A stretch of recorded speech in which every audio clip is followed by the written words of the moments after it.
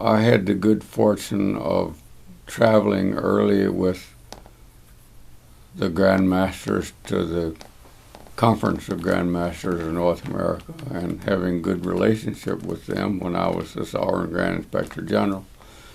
But even though my family is pre-Revolutionary War residents of North Carolina on both sides of my family, I wasn't, I couldn't call myself anything more than a newcomer to North Carolina because I came here to retire after 36 and a half years of active service in the military. So I was a Johnny-come-lately in the Masonic fraternity. I was really surprised that the Grand Commander elected to appoint me deputy in the Scottish Rite because I had not been a member of the Scottish Rite more than about 10 years at the most. I had resisted joining anything beyond the Blue Lodge and the chapter in the York Rite for many years because I was dissatisfied with myself that I was carrying dues cards and not contributing, and it bothered me, and people were pressing on me to join the Scottish Rite and finish up my York Rite and join the Shrine, and my retort was, why should I be phony? Here I am not making any contribution at all, not being a leader or a helper. Why should I commit and fabricate another card? So it was 1971 before I even joined the Scottish Rite and the remainder of York Rite and the Shrine all in one package. And I was getting ready to retire. I thought I was a colonel and chief of staff of Camp Lejeune, thinking about quitting. It was nearly 30 years. It was time for me to hang it up. And then I got selected for brigadier and changed the whole thing. But when I retired, I became busy then in Freemasonry, and I was in the real estate business as a broker, and the office help kept saying, there's a gentleman on the phone who will not leave his number, but he wants to speak to you. And it happened several times. And finally, the girl came in, that fellow's on the phone. And it was Grand Commander Clawson from the Supreme Council. And he said, you know that illustrious Jimmy Johnson is going to retire at the end of the year? I said, yes, sir, I've heard he is. He said, I want you to be his successor. And I said, you got to be kidding me. I don't know anybody in North Carolina to speak of, only New Bern. And he says, don't tell me no. Think about it. And we talked. Finally, I said, well, if you're that hard up, I will take it for a year, and I'll let you know whether I like it or not, and I'll bow out and somebody else can have it. And his retort was, General, North Carolina is yours, take command. And he hung the phone up. So that's how and I got no more communication from him until the Supreme Council met 2 years later. He didn't call me. I didn't call him. And I went to the Supreme Council expecting that they would appoint someone in my place. And when I got to the entryway, there was a person waiting to take me to Clawson.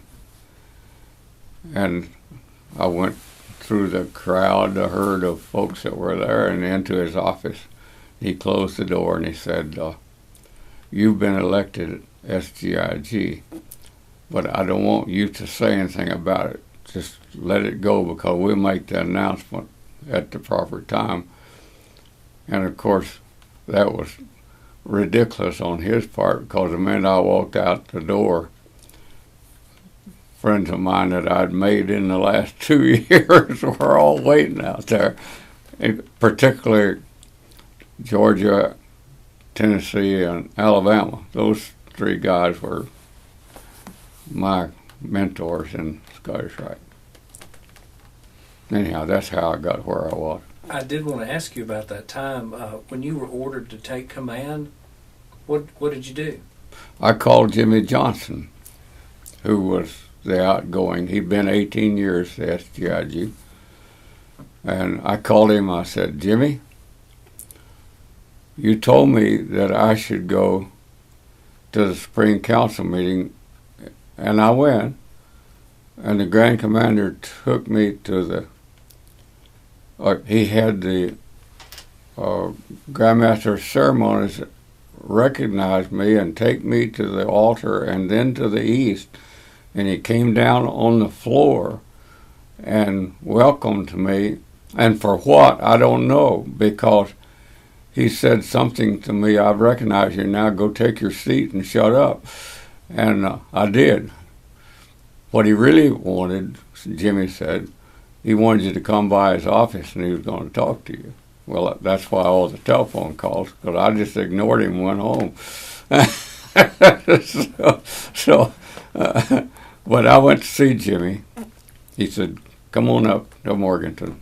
And Gene and I went up, spent the day with him.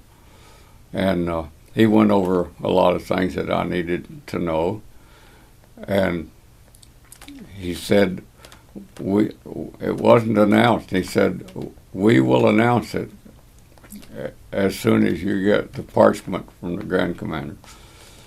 And the Grand Commander wrote the appointment and dated it on the Marine Corps birthday.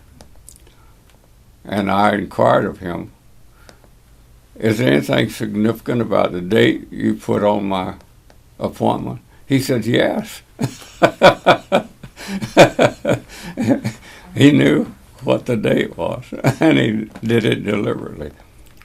But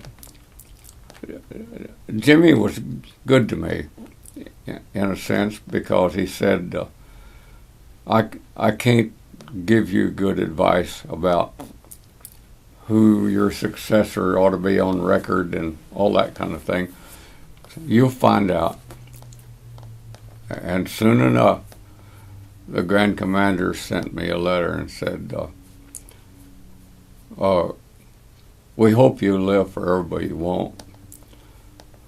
And therefore, you need to have on file with me that'll be secreted so that people won't know who they are. I want 3 names of people that could be your successor." Well, I called Jimmy. I said, "How do I answer this, gent?" He says, "You'll find out. You'll find out."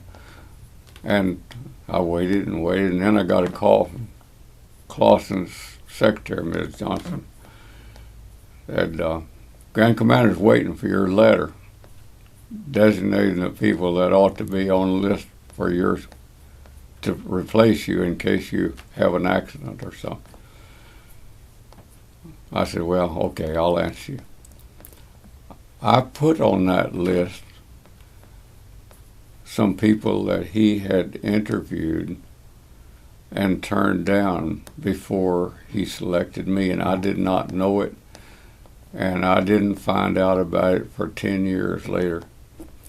And they were great guys. I don't know why he didn't take them. But that's the way I arrived. I was a novice. and had a lot of fun.